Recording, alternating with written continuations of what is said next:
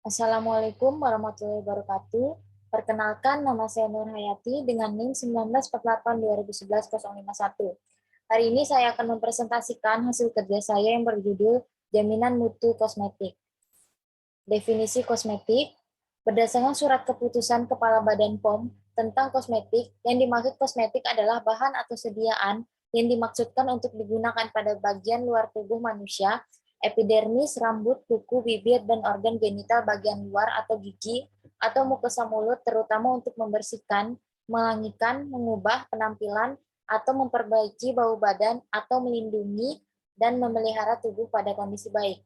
Berdasarkan Peraturan Menteri Kesehatan tentang Produksi dan Peredaran Kosmetik dan Alat Kesehatan menyatakan bahwa yang dimaksud dengan kosmetik adalah bahan atau campuran bahan untuk digosokkan, dilekatkan, dituangkan, dipersihkan, atau disemprotkan, dipergunakan pada bahan atau bagian badan dengan maksud untuk membersihkan, memelihara, menambah daya tarik, atau mengubah rupa, dan tidak termasuk golongan obat.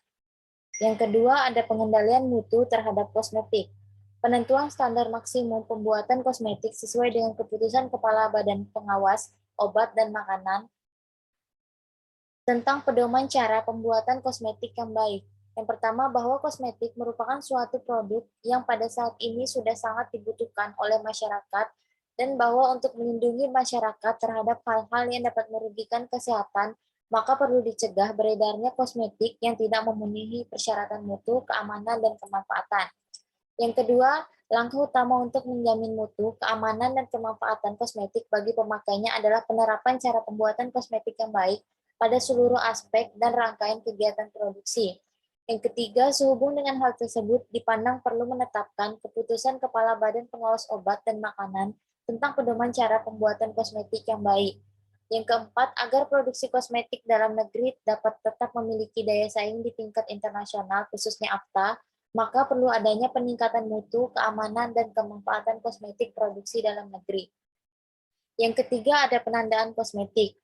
Penandaan kosmetik harus memenuhi persyaratan yaitu etiket wadah atau pembungkus, harus menyantumkan penandaan berisi informasi yang lengkap, objektif, dan tidak menyesatkan, sesuai dengan pendaftaran yang telah disetujui, jelas, dan mudah terbaca, menggunakan huruf Latin dan angka Arab, dan tidak boleh mencantumkan penandaan seolah-olah sebagai obat, rekomendasi dari dokter, apoteker, pakar di bidang kosmetik, atau organisasi profesi.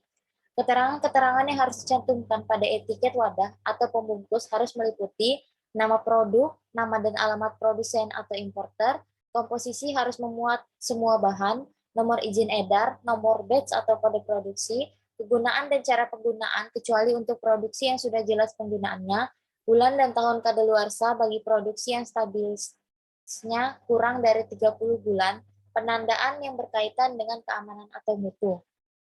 Yang keempat, ada nomor izin edar. Kosmetik yang telah mendapatkan izin edar memiliki nomor registrasi izin edar dengan kode sebagai berikut. Yang mendapatkan izin edar sebelum notifikasi atau pemberitahuan izin edar diterbitkan oleh Departemen Kesehatan dengan kode CD atau CL yang diikuti oleh 10 digit angka.